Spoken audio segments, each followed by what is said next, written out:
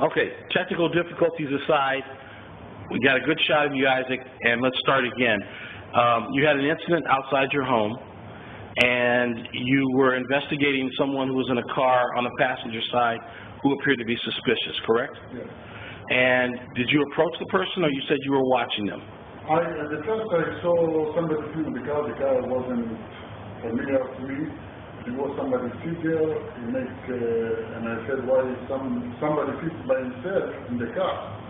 And after I found out, probably, because they had a female with him, and I didn't hear because he was on my lap or something, on his lap or something like that.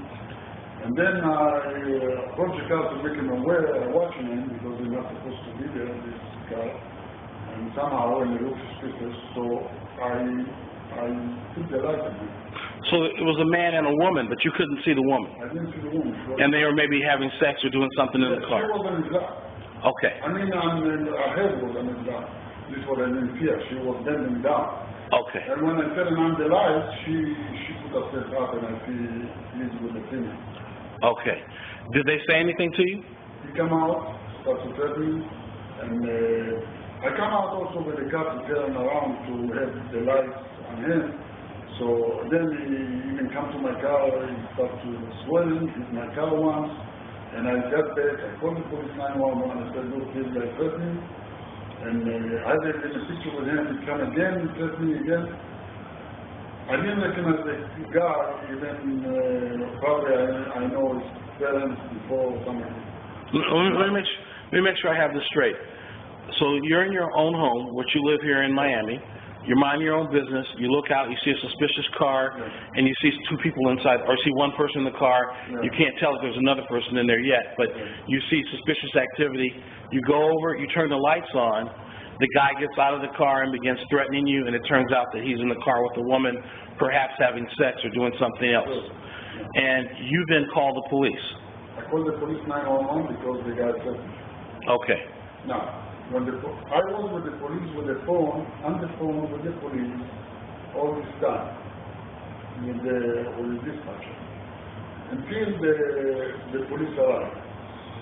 I told her also, when this guy said to me, I have a gun, and I put the guy in my car, and I had also concealed weapon license, so there was no problem with it. When the police officers came, they came straight to me, they didn't even go to the car.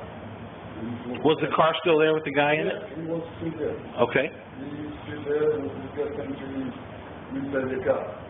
The police go and talk to him friendly. You can see, I have also video with this, so I talk to him friendly.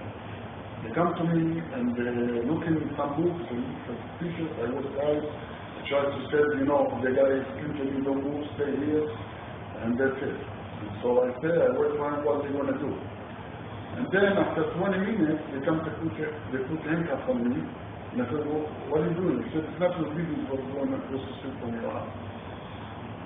I said, look, this place, it was robbed a couple of times. They tried to rob my house, but one time they break my back window, they break to the neighbor house. So you've had several break-ins by burglars. Yes.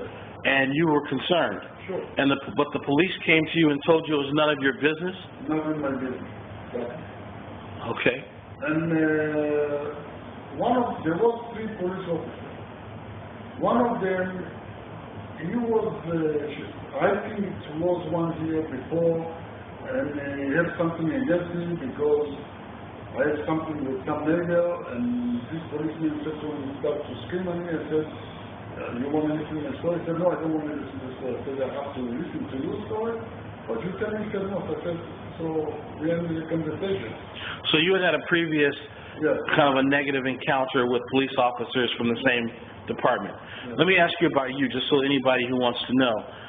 You're a businessman, you're established, you are an electrical contractor, you do work, and you have no criminal record. I never had a criminal record, I never had anything, everything is okay. And you've never had any real serious problems with the police here other than the negative conversation? Yes. Okay. So the police had no reason to treat you any differently than anyone else? Exactly. Okay. But in this situation with the guy across the street, they told you it was none of your business and you shouldn't be looking into this situation? No, it's not your business to go out street. When you go out to the street, it's because I go with my car, come back is what the guy told them. But they, first of all, didn't see it. There was no problem when I go out. The opposite. There was a problem because the guy had more problem when I went out. But it's not the case. The case here, when they come straight to me because we have a lot of problem with this condo. This is the only condo parking outside of the wall in that county. So you've had people parking there and doing things that they shouldn't be doing, throwing trash and other things. Throwing trash, washing the car through the gate. The delivery when they're not supposed to. This street is like a service alley for this condo. Exactly, service alley for this condo. They have no turn away. They come turn out in our driveway, have to put the garbage so they don't turn in my driveway.